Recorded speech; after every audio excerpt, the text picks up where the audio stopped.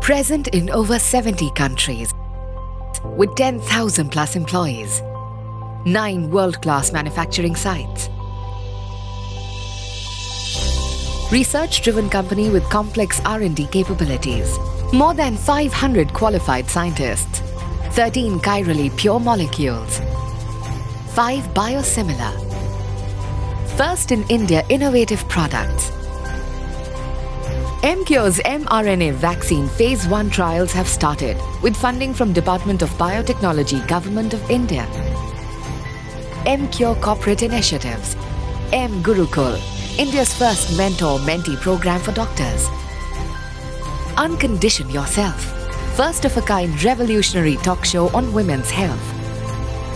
M Vidya, a knowledge enhancement series for nurses and paramedics, in collaboration with Symbiosis College of Nursing, with 12,000 plus paramedics across 3,500 plus nursing homes.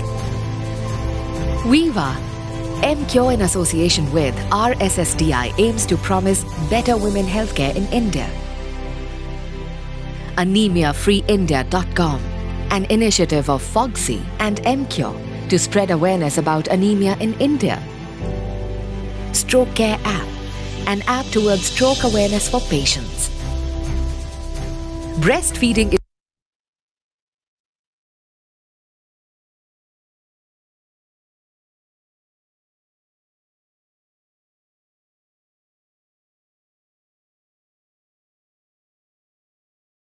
Madam, you're muted. Good afternoon, everyone, and welcome to day 7 of our COVID-19 and Women's Health program.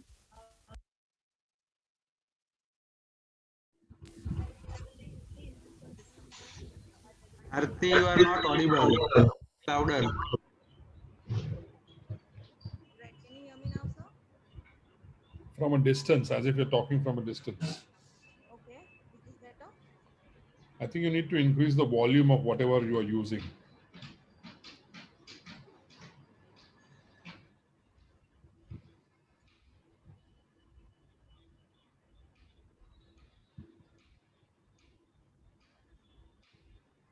Madam, we are not able to hear you.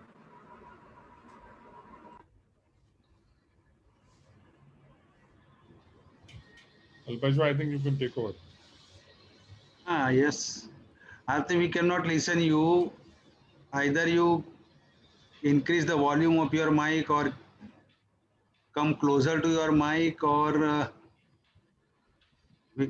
Log out and log back in. now we can listen you. This we can listen, log out and log in. Okay, all right, so maybe I'll just talk like this. Okay, so just wanted to welcome everybody to this program. I want to say thank you to Dr. Alpesh and Dr. Jaideep Tang for coming up with this program at such short notice and bringing everybody together for the series that I think was very essential right now in this point of time because of all the cases and everything that has been going on at present. So in the 7 days, I think we've covered all possible obstetric and surgical scenarios, and I'm sure that we've equipped our audience with a much better understanding of COVID and how to handle it in relation to women's health. So let's continue with the rest of the program. I would like to introduce our moderators for today, Dr. Alpesh Gandhi sir and Dr. Atul Ganatra sir. Can I have the CVs, please? Right, of course, Dr. Alpesh Gandhi, sir, everybody knows. We don't require any introduction, sir, but just for formality's sake, he's the president of FOXY currently. He's been the past vice president of FOXY in 2013. He's chairperson of the Practical Obstetric Committee of FOXY and vice president of the Gestation Research Center.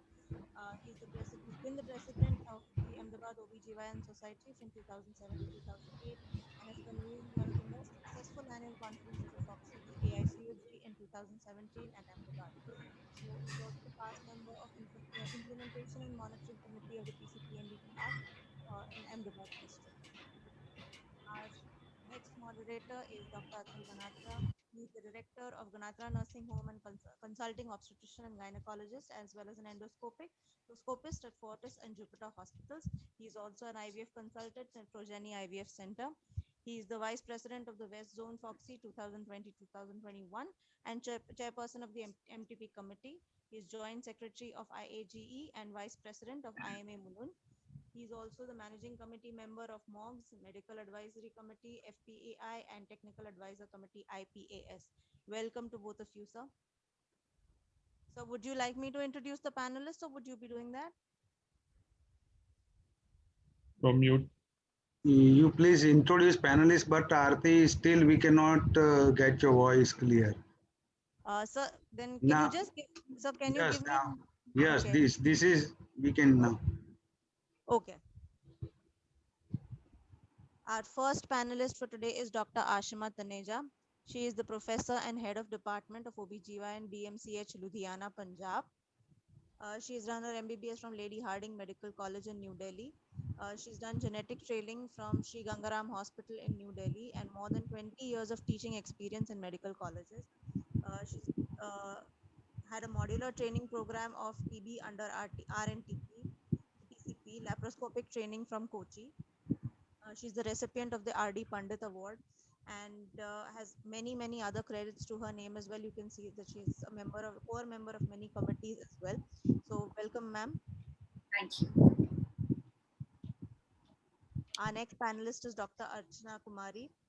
She's the associate professor of the Department of OBGYN and curriculum committee member and member research and project committee master trainer EMOC and HIV taught RIMS Ranchi.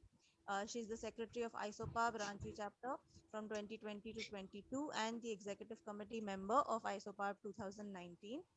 She's also founder secretary of IFS Jharkhand chapter in from 2018 to 20 and East Zone coordinator and quiz committee FOXY from 2018 to 20. She's been convener of clinical research committee, the vice president of Ranchi OBGYN Society, the organizing secretary of the third annual conference of ROGS, and the organizing secretary of numerous other conferences as well. She's had many publications and in national and international journals as well as papers to her name. So welcome, ma'am. Thank you. Our third panelist today is Dr. Ashish Gokhale. He's professor and head of department of OBGYN Medical College, SSG Hospital, Baroda. He's the principal investigator NFU of the HRCC and ICMR in Baroda, and his field of interest is high-risk obstetrics and endoscopy. Welcome, sir. Thank you. And our final panelist today is Dr. Anita Soni. She is a full-time consultant of obstetrics and gynec at Dr. L.H. Hiranandani Hospital in Powai, Mumbai, and has completed her MBBS and post-graduation from the CGS Medical College and KEM Hospital. She has numerous papers and publications to her credit and many awards in various state and national conferences. And her special interests are high-risk pregnancy and is in charge of first of its kind high-risk pregnancy unit at the Hiranandani Hospital. And she's been invited as speaker in many national and international conferences as well. So I hand over the panel to you, sir. I'm sure we'd like to hear a lot of discussions from all of you. Anita, which your picture is that? 2004. So Atul, would you share Yeah, the I'll screen? share the screen now for you.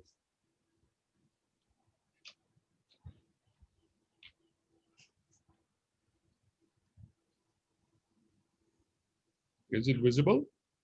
Yes.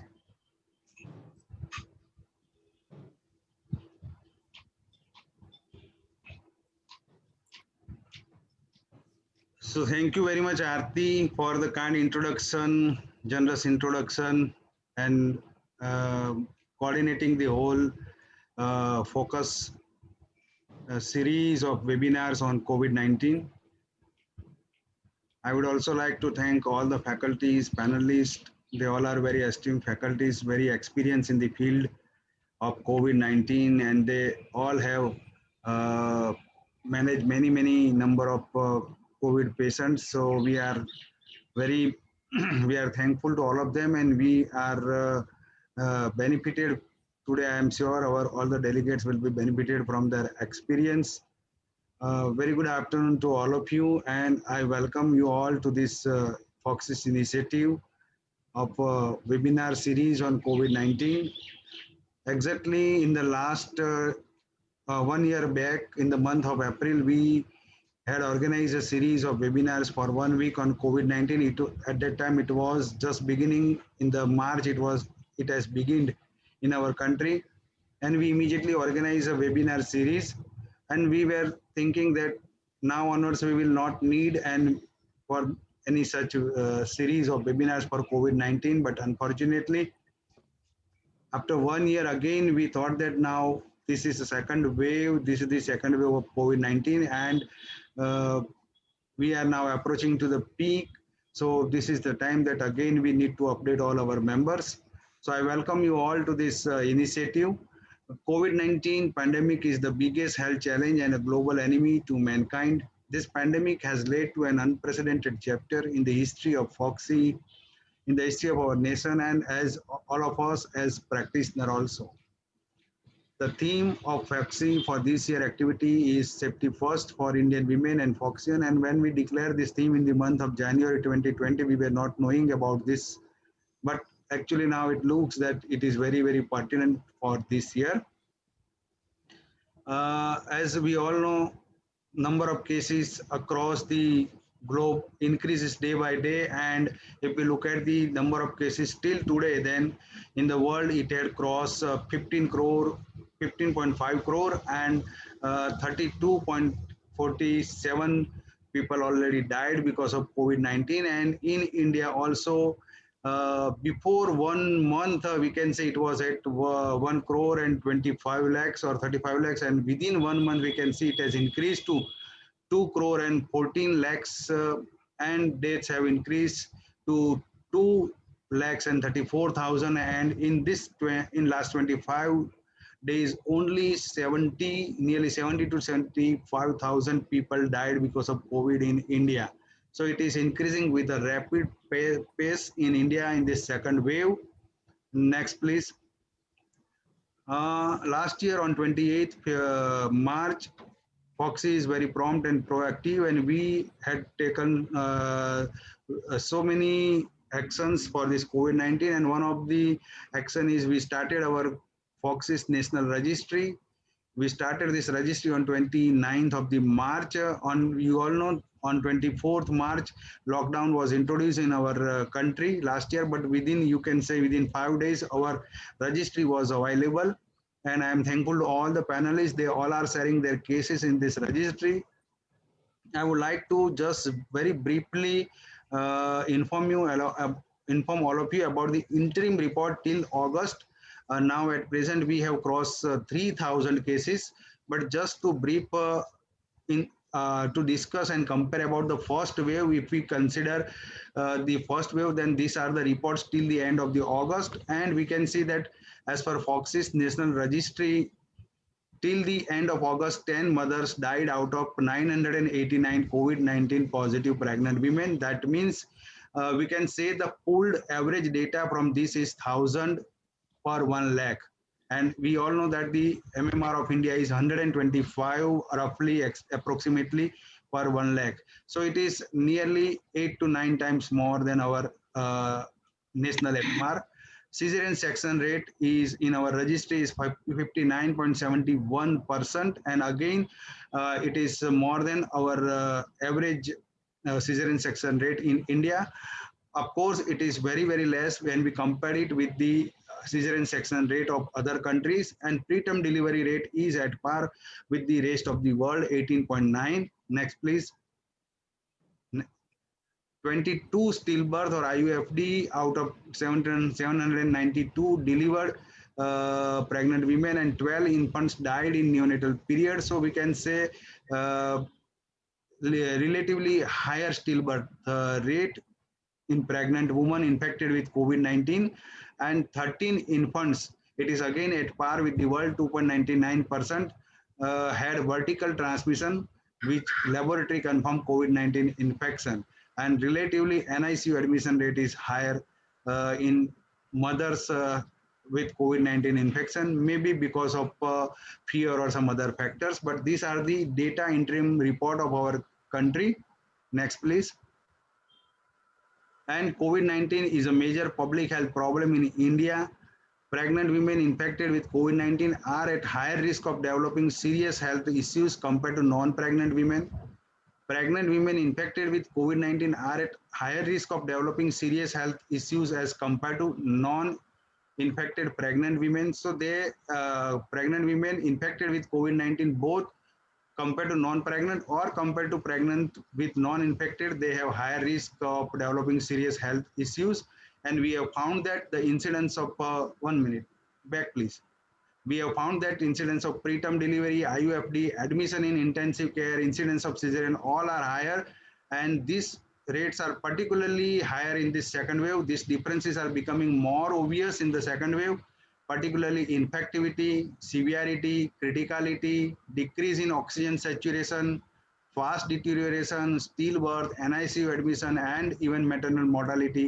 All are significantly high in the second wave, and I am sure all the esteemed panel list will agree with me because they all are observing in their practice that this in this second wave, all the criticality and infectivity and severity and mortality, everything is higher compared to first wave in India, and maternal mortality is nearly 4 to 5 times higher in the second wave than in the first wave. So coming to, we have selected a very few cases for the discussion, and we are not going to discuss mothers who are admitted in ICU with who require critical care, because for that we require multi-speciality experts also, and we are discussing only with gynecologist with day-to-day in day-to-day practice which we are facing in our OPD or which we are facing in our labor room or in our operation theater. So coming to the first situation, we are now frequently coming across many pregnant women who are affected with COVID-19, and so now we from last year we have started the practice that we should consider all the pregnant women as they are till they all are having infection with the COVID-19 till they did not have the investigation. So we all are very much aware and alert about this. So now coming to the what are the changes made in our routine OPD or waiting setup with respect to COVID-19 pandemic, and any panelist can take this question. So I'm Dr. Ashima. So I would like to highlight that since 1 year, there have been many changes. Last year, we thought it is a surface transmission. So what we used to do is we used to clean the surfaces. We used to clean our mobiles and the stethoscopes and the pens. And we used to wear level 1 protection with caps, with mask, face shield, and an apron. And the bed of the patient was also sanitized off and on. Only one patient was allowed at a time with the spacing of the appointments, and the relatives used to wait outside. So this is still working as such, but now since the surface transmission is less, so the cleaning of the surfaces is little less, but now it is considered an airborne disease. So we still follow that the ACs should not be there. It should be a well ventilated room and the fans should be on, because the virus is suspended in air for a long time. And this instruction, this training is given to the reception area, to the staff, and at the reception area, the patient when comes fills a questionnaire, which is same in the first wave as well as in the second wave.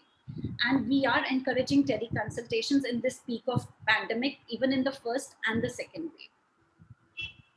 So very rightly, madam, you have mentioned that now we also consider it as sprayed by airborne, and now exhaust fan we are previously also we were promoting we were suggesting exhaust fans should be there and air condition should not be there, but now we know that and importance of exhaust fan increases, of course, and surface infectant is not that much in practice. Similarly, we are now trying for anybody want to add anything more than this? Ashish Gokhale. Yeah. Yes, sir. Yeah. Besides changes in the OPD setup, the ANC visits needs to be timed. That is what we have timed the OPD visit with minimum interaction with the health facility. So minimum OPD visits.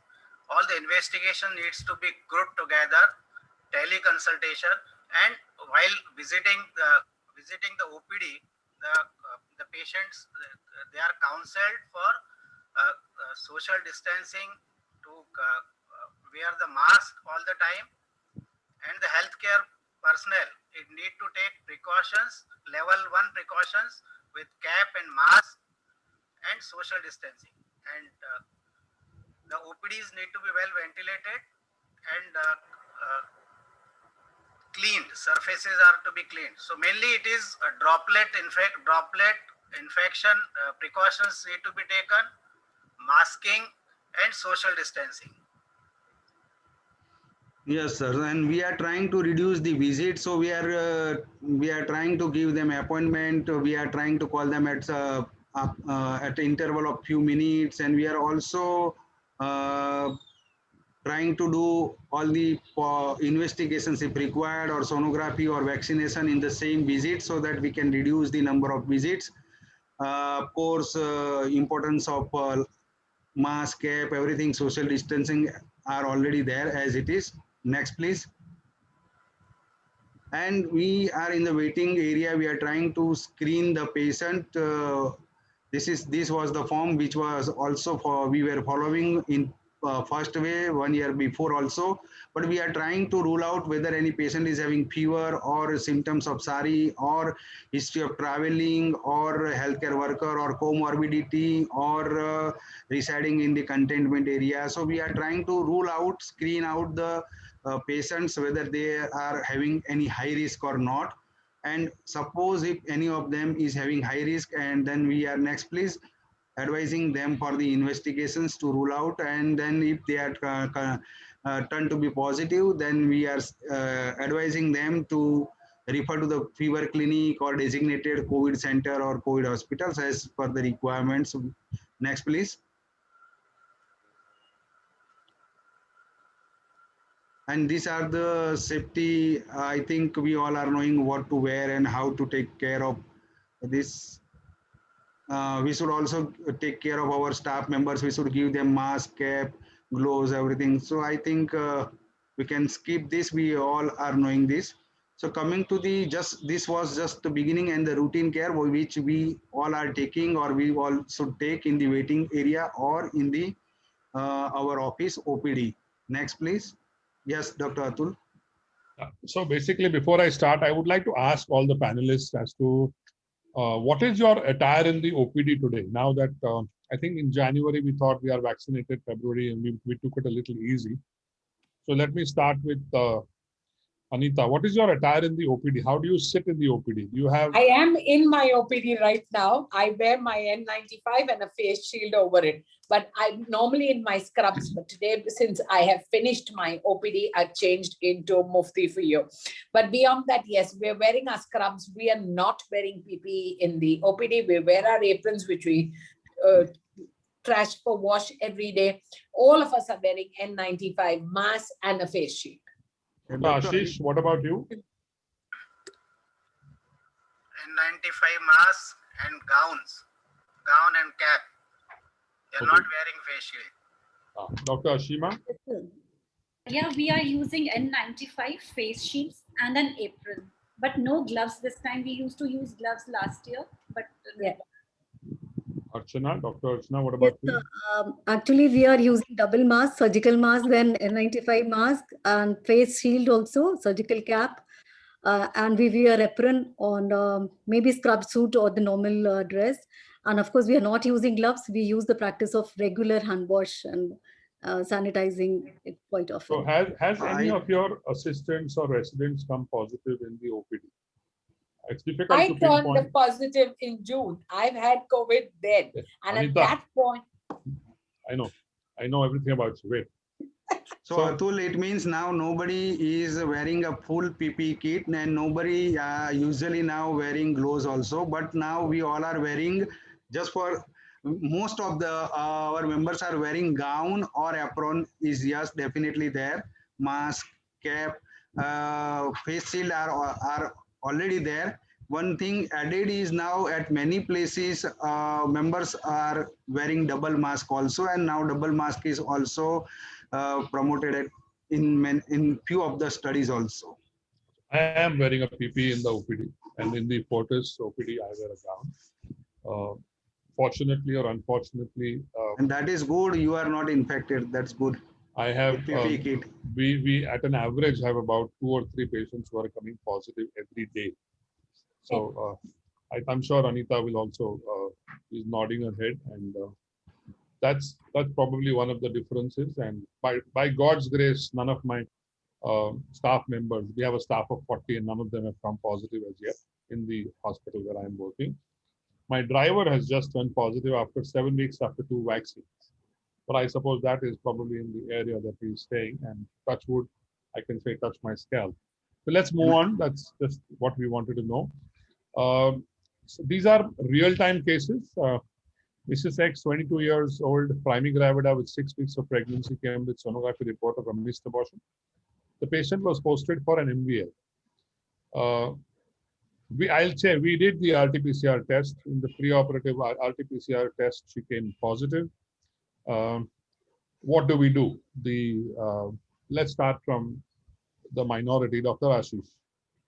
Dr. Ashish, missed abortion. You've told the patient you're going to do an MVA.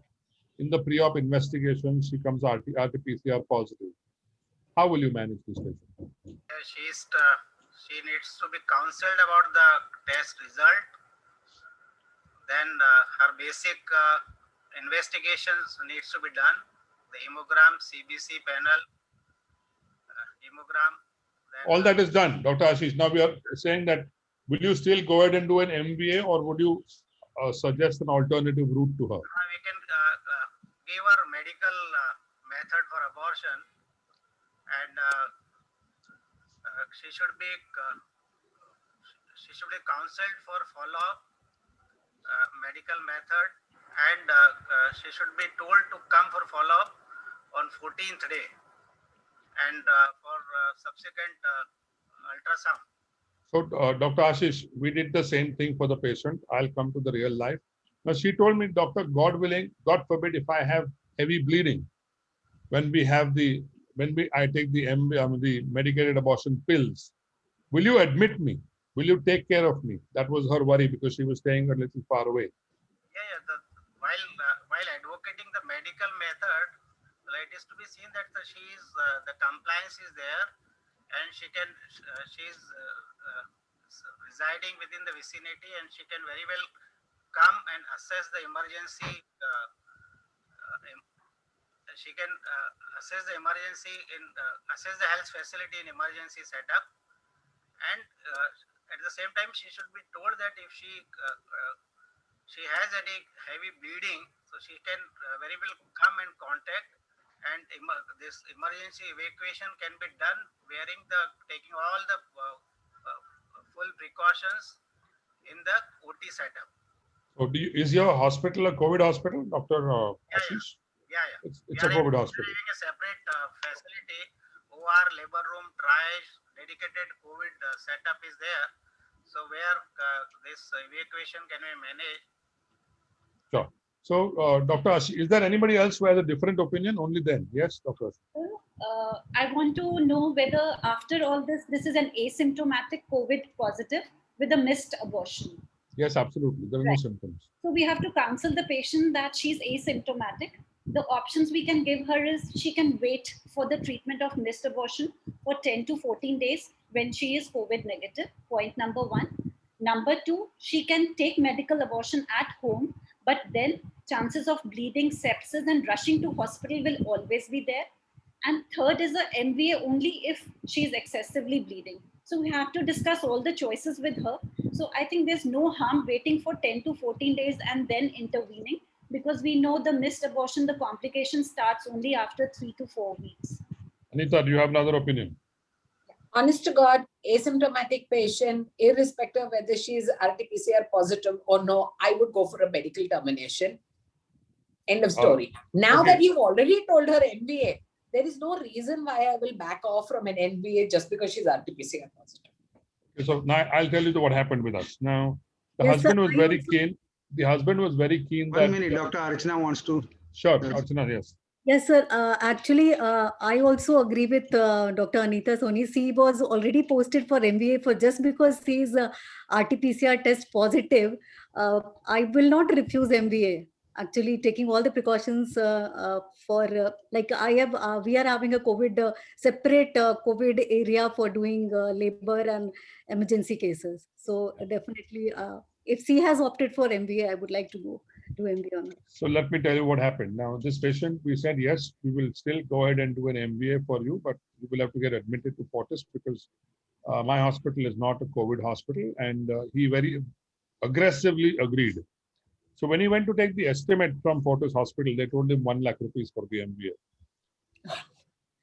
So he would have to stay in the hospital for about 7 days. That is, the patient would have to stay 20,000 rupees per day for COVID management or whatever is required and whatever for the procedure. So ultimately, he says he willingly agreed, but when he got the estimate, he backed off.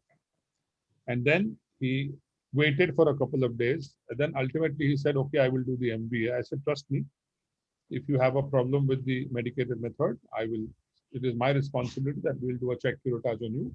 And then he agreed. Fortunately, nothing happened. So that is the message to be conveyed to the audience. Can I interrupt? Sure. You should have sent him to me.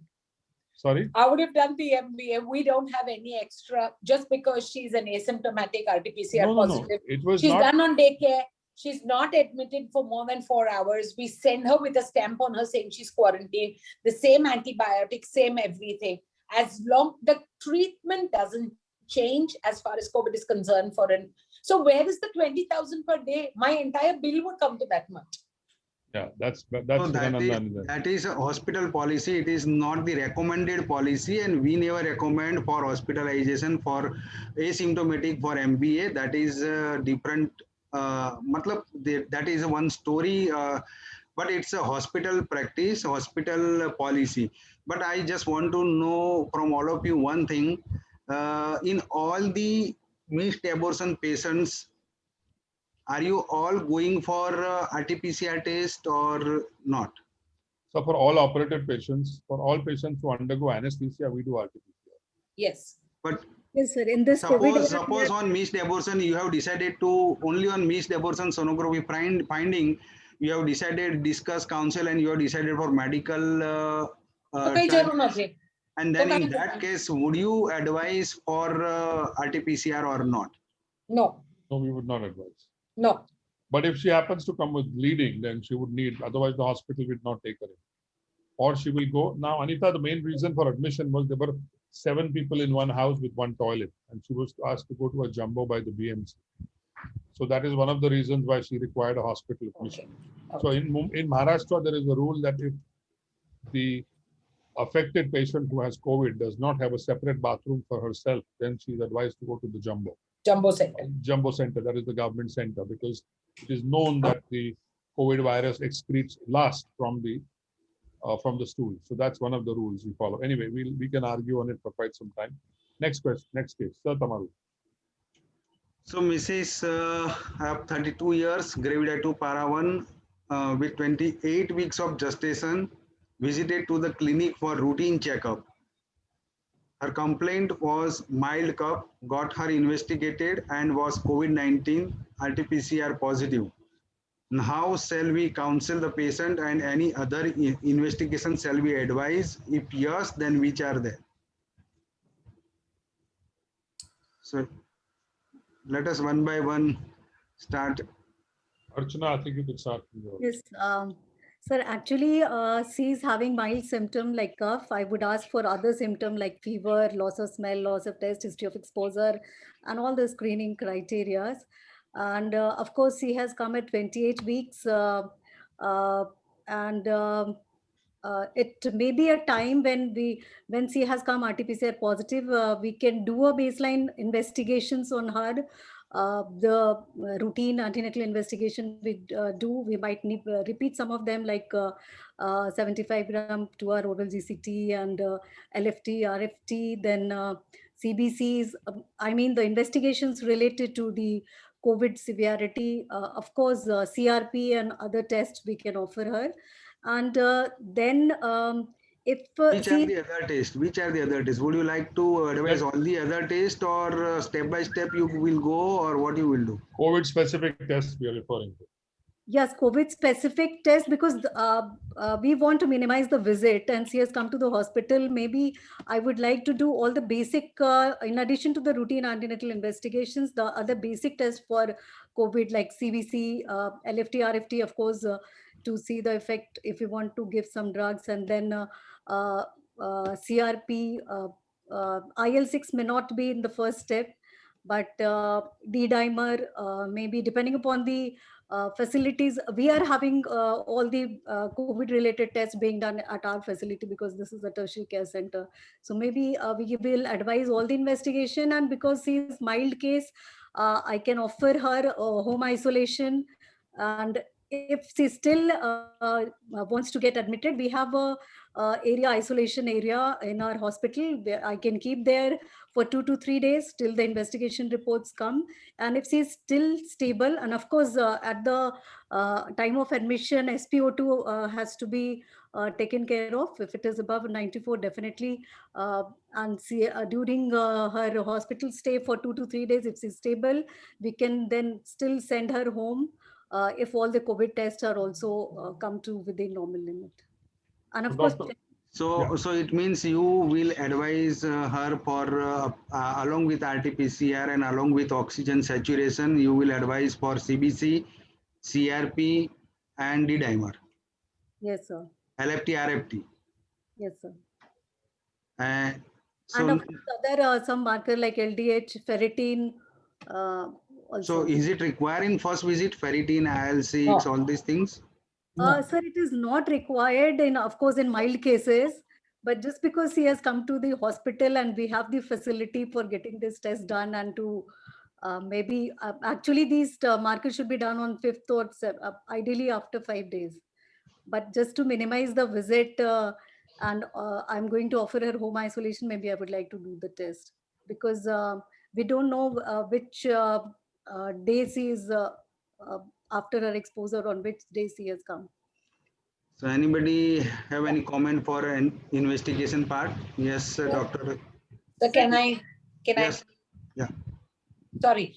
If I saw this patient on day 1 or day 2, I would only get her CBC done. She's already RT-PCR positive. I will reassure her.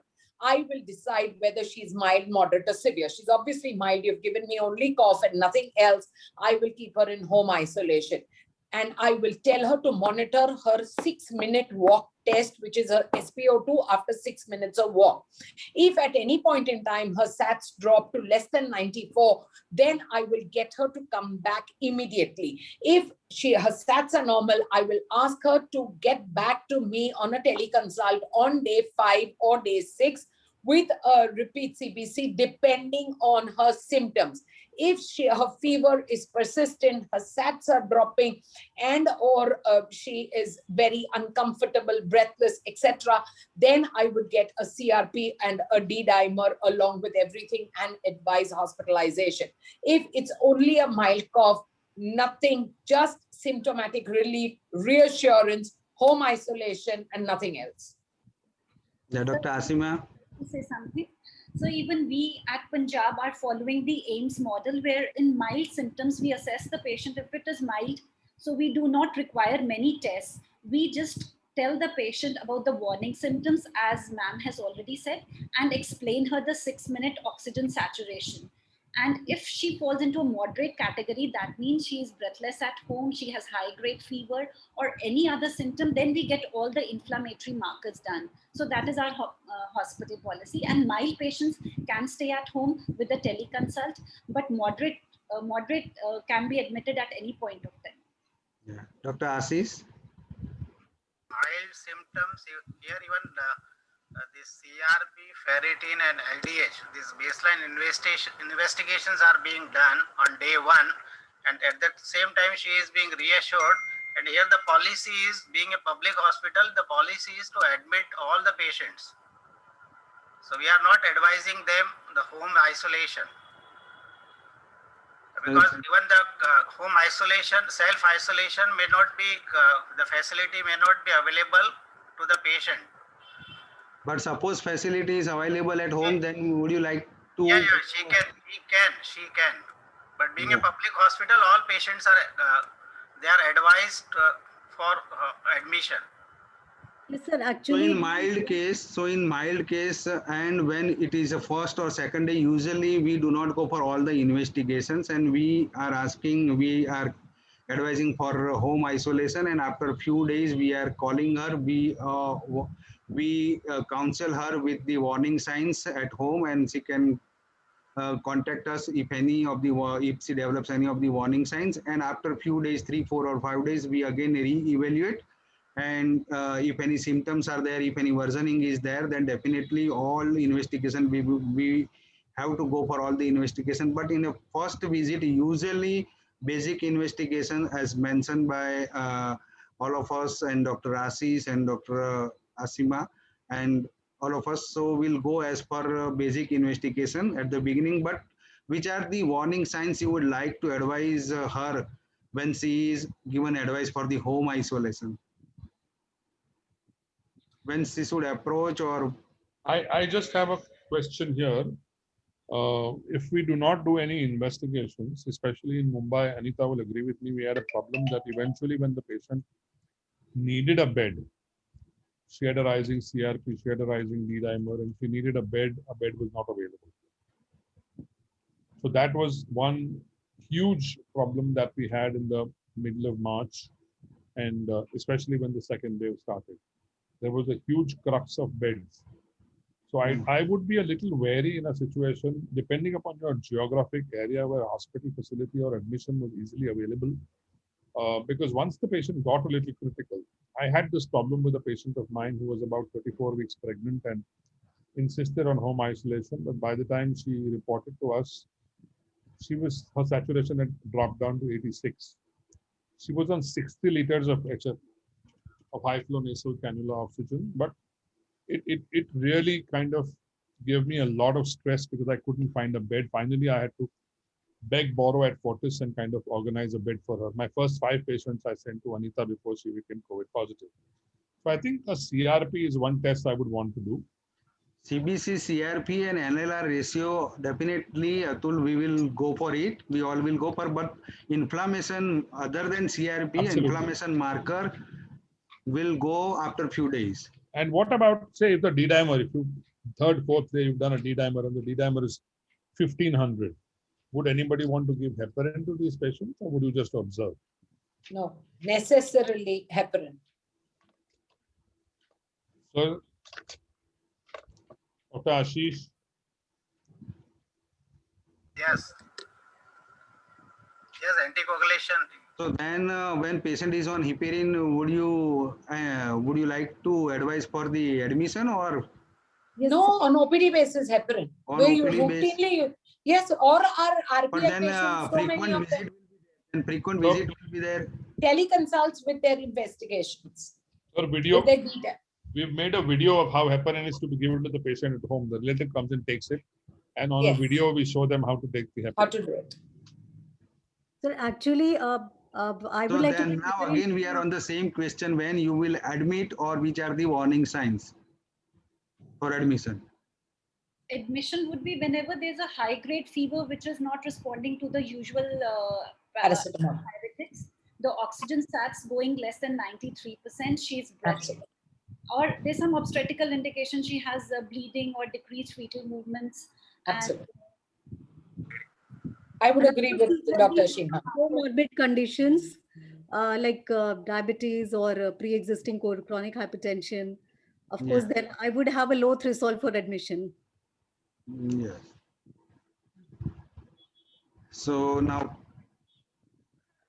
Dr. Archana Kumari and Dr. Ashish both are fortunate. They have enough number of beds, so they can afford. But in public hospital, actually. Yeah, it's public hospital, so it's good.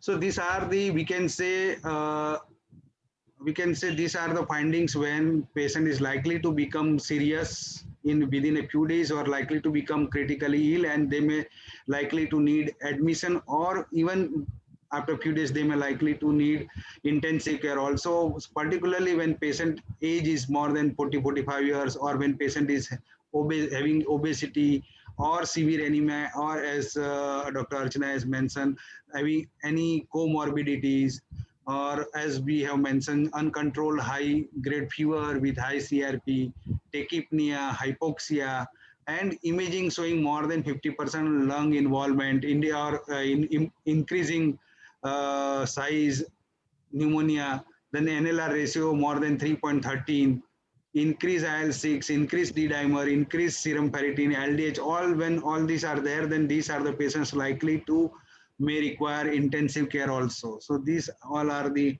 but when patient is at home, we have to inform about the high grade fever, about the oxygen saturation, about breathlessness, about uh, and of course any comorbidities. So and when patient is having age more than 40-45 years, or when patient is having obesity, we should be very much watchful. So next please. Did any area make a package for our women which contained a thermometer, a pulse oximeter, a zinc based medicine, and multivitamins, D3? Anita, did you make a package, and what was the cost? We didn't make a package actually, but at the end of it all, that's how it came, because one of the hospitals, I think in the north of India, came up with that fancy package, and with the thermometer, with the oxygen sac, with the Zingovate, the vitamin C, and with 6 pairs of gloves. I think, yeah, lots of pulse oximeters sold in this time. Yeah. So we'll go on to the case 4 now again. Mrs. B, 35 years old, a primary gravida with 36 weeks of gestation with IUI conception, COVID RT-PCR positive, referred with high fever and breathlessness and decreasing SpO2. How will we manage this patient? If the fever doesn't subside, is there an indication to give a drug like remdesivir? Any role of ivermectin, and are we allowed to give it? How will we deliver this patient? When will we deliver the patient? What are the side effects? So this patient looks like that either she is moderate or severe COVID, and she will need hospitalization and all the tests as enumerated before. And the management will include all the investigations, categorizing her as moderate and severe and starting the management in the ICU care. Remdesivir we have to see the benefits and the risk of this drug. We do not have the literature how safe it is in pregnancy, but when it comes to moderate and severe, we should counsel the relatives and the patient about this drug, and we can go ahead on when we think that we need to decrease the viral load. Ivermectin, as in studies, has shown to be a good drug for prophylaxis as well as treatment because it decreases the viral load. But there are some studies where it says that it is not very effective in the mild cases. But yes, moderate cases, you can think of it. When can we plan the delivery? We know she's 36 weeks, she's deteriorating moderate to severe. We need to counsel the relatives that if we deliver this patient, it will be a type of a maternal resuscitation and it will help in further proning exercises after delivery. But it has to be an individual choice. If we think mother will recover, we can give them a choice. But I feel for moderate and severe, we should be proactive, deliver the patient, and the maternal breathing exercises and everything improves. This patient was spiking every 4 to 5 hours, 103, 104 fever. So we had a multidisciplinary meeting regarding this patient, because till this patient we had not used remdesivir in pregnancy. Unfortunately or fortunately, we did not have a lot of admissions of pregnant patients with COVID in our hospital at Fortis, because we were thronged by other patients and very, very sick and critical patients. We would send most of our patients to Anita. So here is a doctor couple who had come to us, and both of them were dentists. She was spiking every 4 to 5 hours. So the team thought at the end of it that if she was not responding to IV antibiotics, by then she was day 7 of COVID. We even gave her MPS, 50 milligrams BD methylprednisolone. We tried everything, but the fever did not reduce. So we eventually started her on remdesivir. On day of admission, her ultrasound Doppler said everything was okay. Likert was 11.5. And she was being monitored. Fetal heart was being monitored. Now, to my bad luck, 4 days or 5 days of 5th day of remdesivir, I was to take her up for section the next day. 7:30 p.m. in the evening, her fetal heart was normal. At 2 a.m., she complained of reduced movements and a little pain. And when my resident went and saw her, she had had an IUFT. That was the last day of her remdesivir. Now, how do we manage this patient?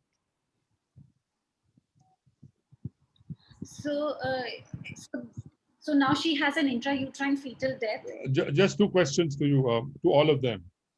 Induction or LSCS? Induction. Induction. Anita, Induction. Dr. Ashish. Vaginal delivery. Induction, sir. Induction. Okay, so the discussion going on among the multidisciplinary team here was that if you induce her, there is going to be a repeated entry, repeated examination, repeated exposure, repeated use of PPEs. So there was a debate, and I was asked to take the call because I was the captain of the ship as to what I was going to do. Fortunately, I said, let me buy some time. I sent some investigation, including a coagulation profile. I waited for about 8 hours. Of course, relatives getting very, very apprehensive, and we did go and counsel them. But fortunately for me, she went into labor on her own. And we eventually had, she delivered her vaginally. The only difference we did is we took her to the OT, and we kept her in the OT for the 6 to 8 hours, and we delivered her in the OT. She had a vaginal delivery with a small hematoma. I wanted an epidural, but the anesthesia team decided not to give epidural. They decided to give her fentanyl infusion for the pain. Of course, I think it was not a very pleasant experience for the patient. To my surprise, we even tested the baby, the neonate, the stillborn, and the neonate also came positive. So this was one of those rare situations in us where the neonate came positive, and the COVID team, which comprises of Dr. Rahul Pandit, who's now probably a national celebrity, and Dr. Anita Matthew, they thought that the IUFD was not an obstetric one. It was because of the viremia. I mean, obviously, we felt guilty, but that's the kind of a story. So the moral of the story is that we need to monitor these patients very carefully. They can have an hypercoagulable state. They can have high fibrinogen. They can have high D-dimers, and it probably is a prothrombotic condition. So if you feel there is mature enough, then you should take her up. The only reason we did not take her up was she was spiking every 6 hours. So we thought once the fever and the cough, and she had a very, very bad cough. So we thought that we would take her up as soon as the fever, and the fever stopped the minute the remdesivir was started, and we thought we'd take her up the next day after the remdesivir was over. But did you give her LMWH? We did. We did give her LMWH from the day of admission. She was on IV Piptaz, she was on MPS, and she was on azithromycin along with the LMWH. We started the remdesivir 48 hours later because the cough and the fever was not settling down. And sir, what were her inflammatory markers? CRP was rising. She was getting high CRP, IL-6 and D-dimer. D-dimer was around 1500. So a lesson to learn for me and to, I think, hopefully some experience for the audience as well, that IUFD, Dr. Alpesh also showed our registry.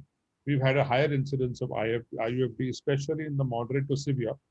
Another important thing, when we did the HRCT after the IUFD, her score was 17/25.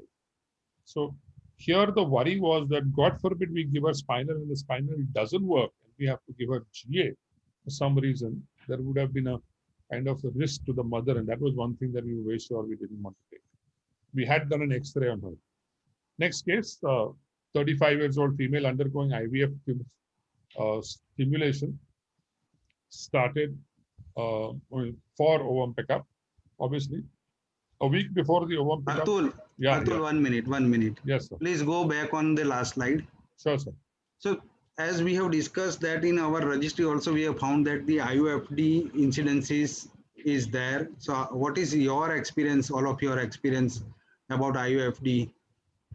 Is incidence is more than non-infected pregnancy? So here in Punjab, in the first wave, we did not see this kind of a fetal death in utero.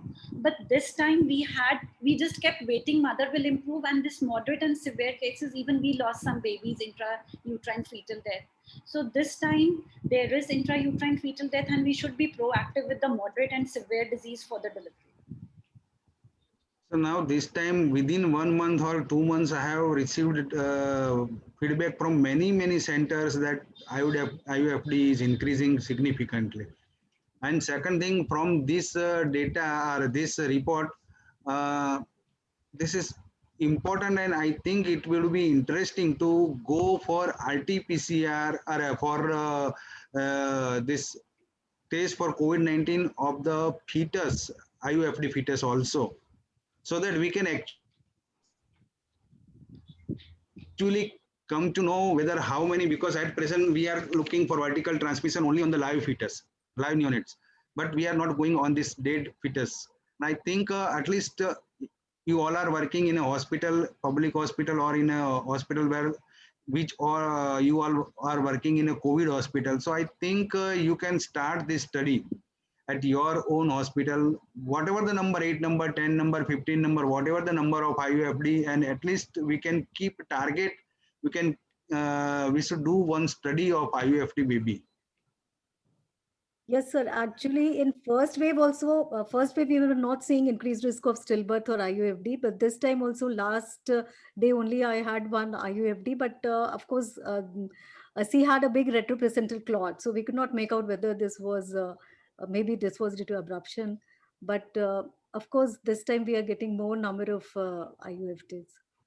Dr. Ashish, you've been quiet. What about you? Yeah, at 34-35 week with moderate to severe disease, after initial stabilization with falling SpO2 level, after initial stabilization, what we feel better to go for early delivery.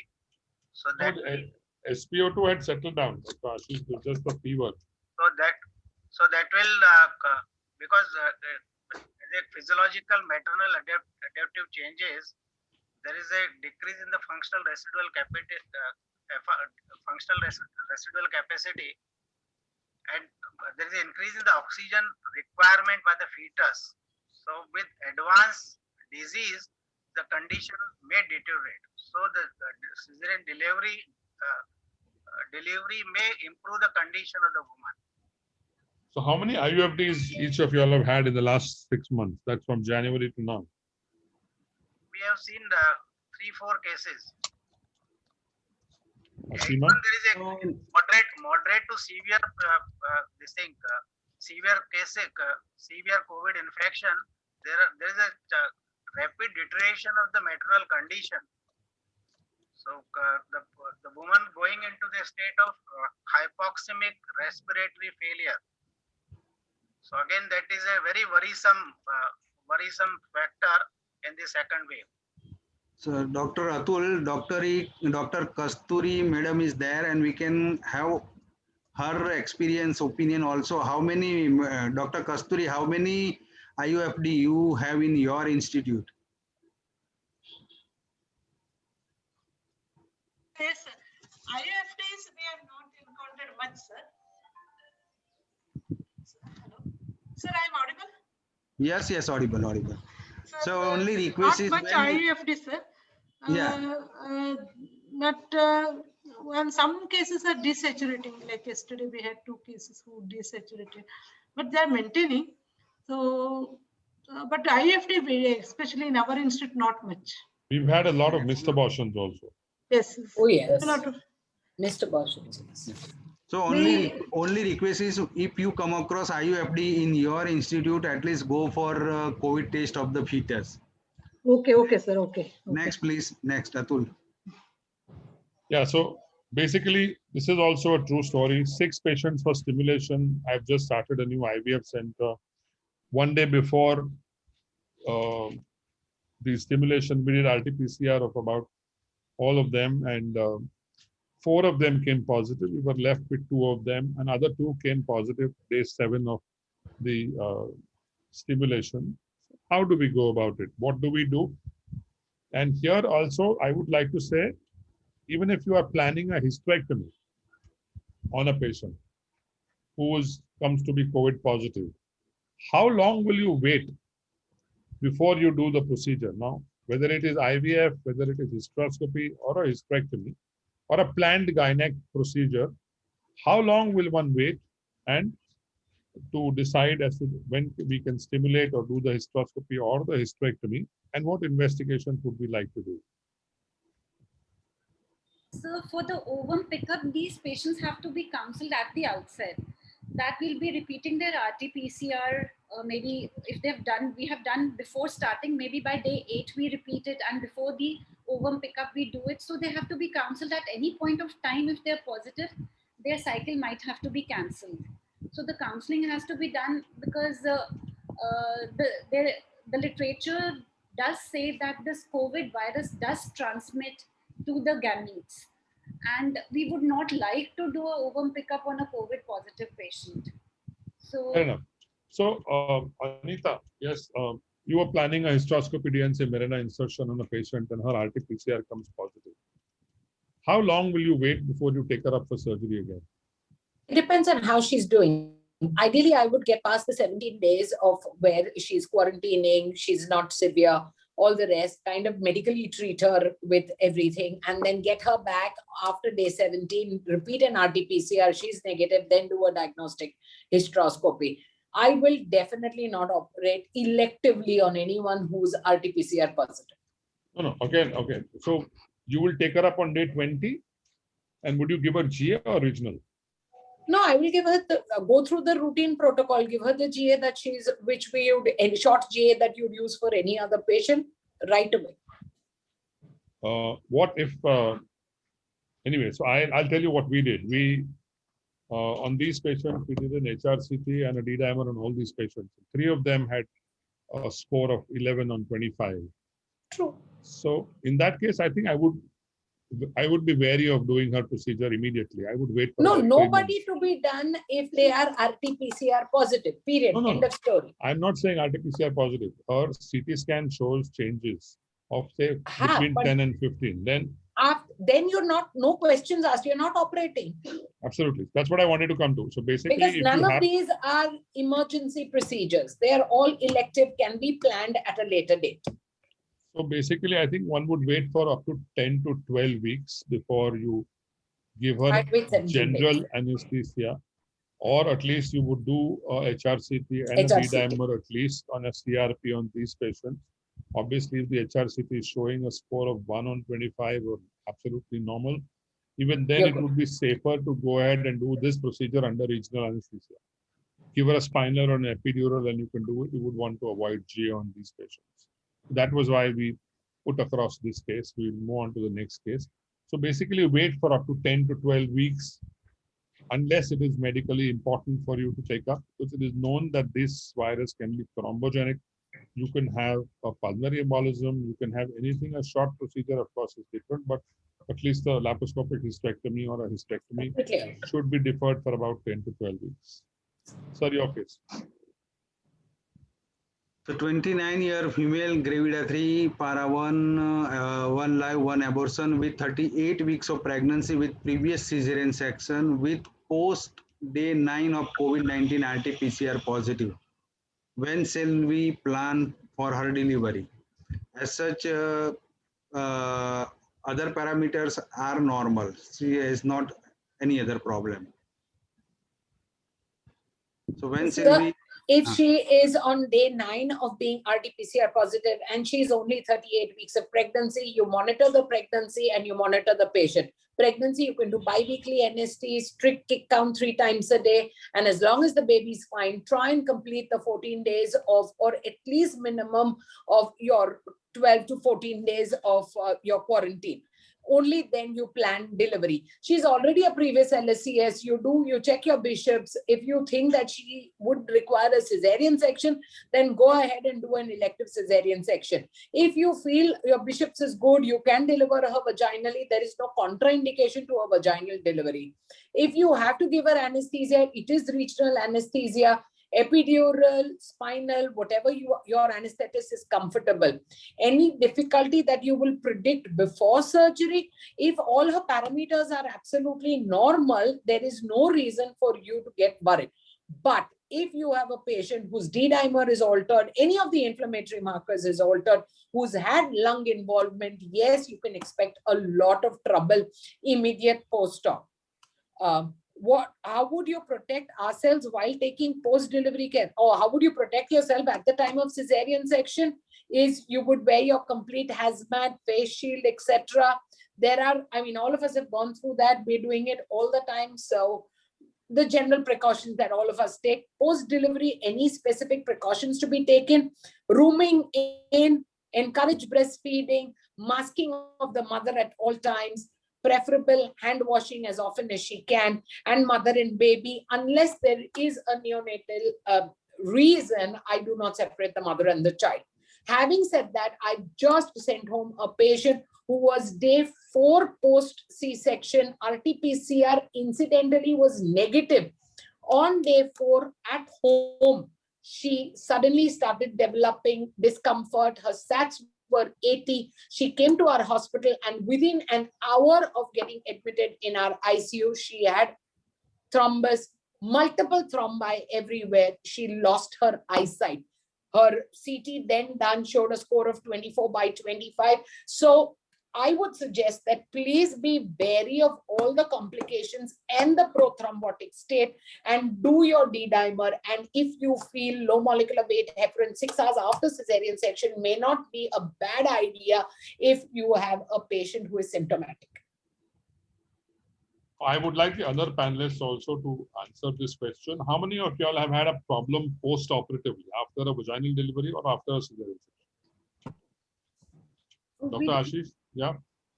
Okay, one of our patient, we had post-operative complications. She had a burst abdomen, and she went into septic shock, and we had to resuture her.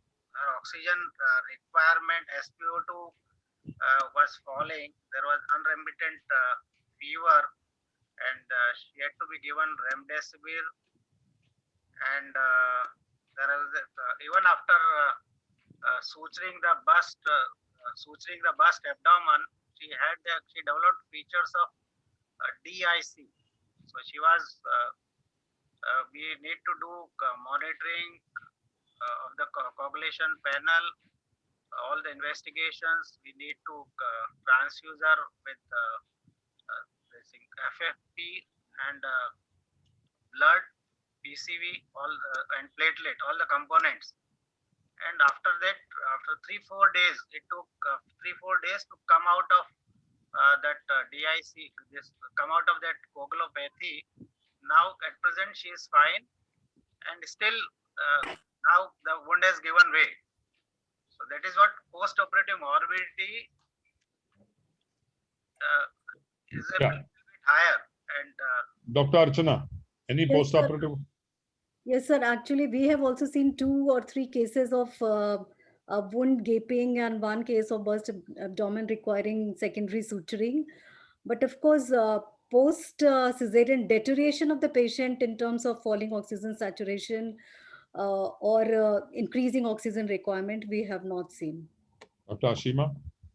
Yeah, same. We have not seen any patient deteriorating after delivery, but even we are after discharge, we have made a policy of giving thromboprophylaxis for 10 to 14 days, and mothers have done really well so far.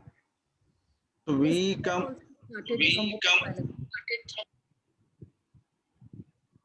we come across mothers deteriorating after post-delivery at many in many cases. So post-delivery care is very, very important, and of course thromboprophylaxis and all are important thing.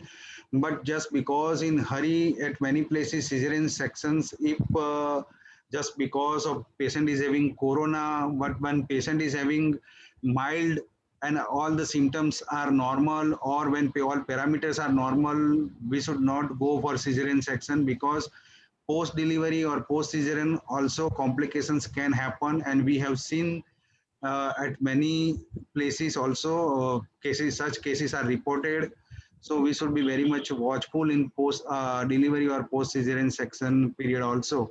And yes, you all are agree that at 38 weeks, previous cesarean section, post day 9, and all parameters and other data are normal, then we can wait, and we should not immediately rush for cesarean section. This is not an indication for the cesarean section. This was the purpose of discussing this case here. So Dr. Ashish and Dr. Archana, so these two patients of burst abdomen, did they have a cough because of COVID, or it was not related to the cough? No, it was not related to the cough. Okay. No, sir, yeah, same here. They were not related to cough. They were just asymptomatic or mildly symptomatic cases. And That's fine. what is about anemia in both of them? Not anemic. Not anemia. So final opinion, I think, I would like your opinion of, I think all of us, including Dr. Alpesh and myself. What is your opinion about vaccination in pregnant and lactating women? Dr. Ashish, we'll start from you. Yeah. Vaccination, it should be strongly recommended to all the women during pregnancy and lactation. The only thing is that whatever the vaccines are available, the trials are not being conducted during pregnancy and lactation. But the available evidence on the vaccines available, like mRNA vaccine and viral vector vaccines, they are safe, pretty safe for a woman during pregnancy and lactation, that they are beneficial to the fetus and the breastfeeding neonates. Yeah. So I think. Dr. Archana, Yes, sir. Actually, I also think the vaccines should be strongly recommended in pregnant women because there is data to suggest that risk of having severe illness is more in pregnant COVID-19 positive pregnant women as compared to negative pregnant women. And of course, all of them are killed vaccine or a vector vaccine, not live attenuated vaccine. So they are not contraindicated during pregnancy. So Dr. Ashima. We should recommend. The US has already said mRNA vaccines are safe for pregnant and lactating women. And we have the FOXI statement that we do not have trials of the Covishield and Covaxin in pregnant and lactating women. So we do not know whether these vaccines can cause any teratogenicity in the fetus or there will be any passive immunity in the fetus. So if we have the trials, definitely we'll go ahead. But yes, any patient who is high risk, we can advocate this vaccine in the lactating and the pregnant women. Dr. Anita, your opinion? Vaccination for all.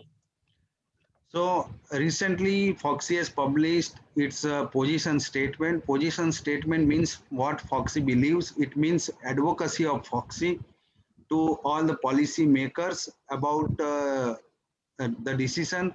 And FOXI believes that there is, as you all have mentioned, across the world now there are evidences, there are studies, and largest study is of USA where 35,000 pregnant women have taken vaccine. Of course, it's mRNA vaccine, but in India, both the vaccines, killed vaccine or a vector vaccine, and one is adenovirus vaccine. So there is theoretical risk, we can say, but in animal study, we do not find any teratogenicity. And as we all know that the complication severity criticality is more when pregnant woman develops COVID infection. Then if we balance the risk of both the things, then risk because of the vaccines are relatively less than the because of getting risk because of getting COVID-19 infection. Only thing is we requested government, we advocated government of India, because at present government of India has informed that it should not be given to the pregnant women. Of course, we do not see much harm, and we all recommend that government of India should allow us to give vaccine. They should open this for all, because there is a little or no risk, or there is a theoretical risk. So in our position statement, we are very much clear, and we advocated government of India to open for all pregnant women. Of course, we should discuss with the pregnant woman, we should do and lactating women, we should do counseling with the pregnant and lactating woman, and we should discuss everything openly with the pregnant woman, and ultimately we should give the choice in her hand. And I think soon the decision will be taken, because in policy makers, majority of the policy makers are also agreeing with our position statement, and we have received very good response from so many policy makers, or we can say from WHO India, from UNICEF India, from we can say from RCOG, SAFO, or few other international organizations, and even from some of the authorities we have received good response. And Government of India has also planned a meeting to discuss whether it should be open to make it open for pregnant and lactating women or not. And I think on 12 or on 13 they call a meeting, and probably within a week or 10 days we may have some good news that we can give this vaccine to pregnant women. But yes, Foxy's view is Foxy's view is we should government should allow us to give this vaccine to pregnant and lactating women. We are in favor of this. So finally, we'll end by saying an ounce of prevention is worth a pound of cure. I had a few updated slides, but I may just have to rush. We'll just talk in brief about one drug, which is now, I mean, these are, of course, we must remember that this COVID virus is prothrombotic. It increases fibrinogen, it increases D-dimer. So these patients, we need to be careful. There is something about NLRP3 inflammasome, and that is why colchicine is coming up in a big way in the treatment of COVID-19, not in pregnant patients. We must remember there is something called as a COL-Corona trial. For our non-pregnant patients, you give 0.5 milligrams of colchicine twice a day for 3 days, and then give it once a day for 27 days. This seems to be working better than ivermectin. So please read about COL-Corona trial. Of course, it is not allowed in pregnancy. That's the unfortunate part. And these are some drugs which are definitely of useful. Dexamethasone definitely has a role from day 7. We should not start dexamethasone from before day 7 or day 8 because it can delay viral clearance. Remdesivir, if indicated in pregnant women, otherwise, of course, day 4, day 5, it has to be started. Colchicine is the third drug. Budocort, that is budesonide spray, that is also very, very useful. We must avoid nasal sprays because of fear of mucormycosis. In pregnancy, colchicine not allowed. Lab features we've already discussed, and this is one major problem that we are coming across, mucormycosis in our patients. So we have to be very, very careful when we use steroids in our patients, and we use drugs like tocilizumab. Thank you very much for a wonderful panel. Thank you all panelists, Dr. Alpesh Gandhi, for this opportunity. So Atul, once again, I would like to mention all our members that Foxy has released its position statement. Position statement is our advocacy, our belief, and our demand, and it is not a guideline or recommendation. We should be very much aware of this, and we can say position statement is the first step towards the recommendation or the guideline to get the approval. And a lot of advocacy and a lot of push to this advocacy from all the sectors from across India is required so that we can get approval from it. Recently, yesterday, I had a meeting with NNF Neonatology Forum of India and IAP, Indian Association of Pediatric, and both also agreed and both are in our support. So we need to get support for our position statement from all the organizations and all the policy makers and all the authorities, and then we can get this guideline or approval. So this is one step towards getting the approval or recommendation. At present, Government of India has not make it open. It is not approved by Government of India. Of course, we all believe that it is in the benefit of pregnant and lactating women. Thank you very much, sir. I'm sorry I'll have to leave. Thank you all the panelists for the wonderful interaction, and total registration for this webinar series is 8,758. So we are thankful to all our delegates, all our members. Thank you very much. And of course, all the faculties and all the coordinators for their wonderful support, their expertise, their knowledge, their support. And thank you very much all of you for continuing good academic work, good social work, and continuing with these essential services like maternity services, abortion services, time-sensitive services for mother and for women of India. So thank you very much for continuing good essential health, women's health services. Thank you. Thank Thank you. you. Thank you, sir.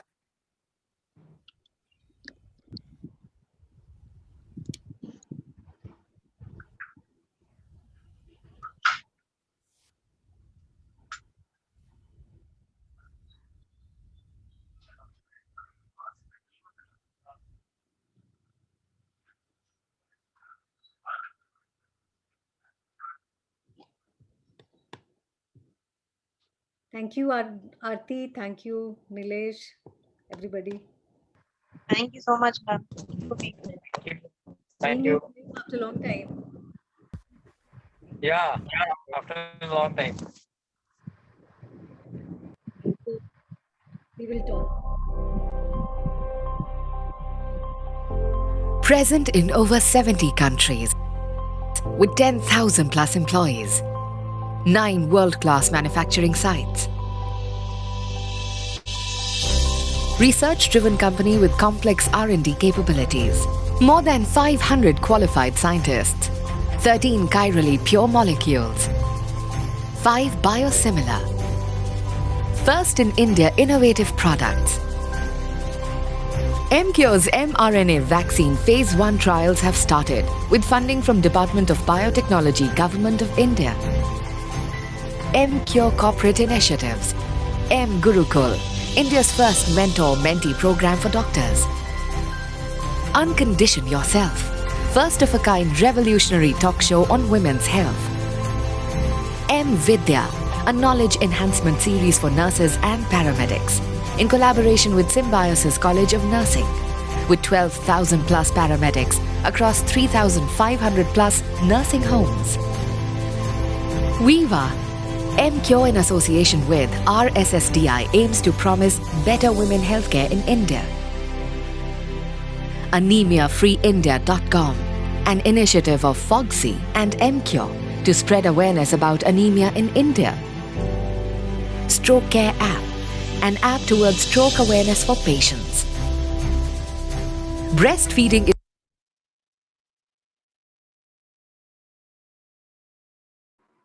Support team, please go offline. Yes, sir. We are offline. Okay. Great. All right, Mr. Session. Thank you so much for the Thank you, support. Dr. Rati. Thank you very much.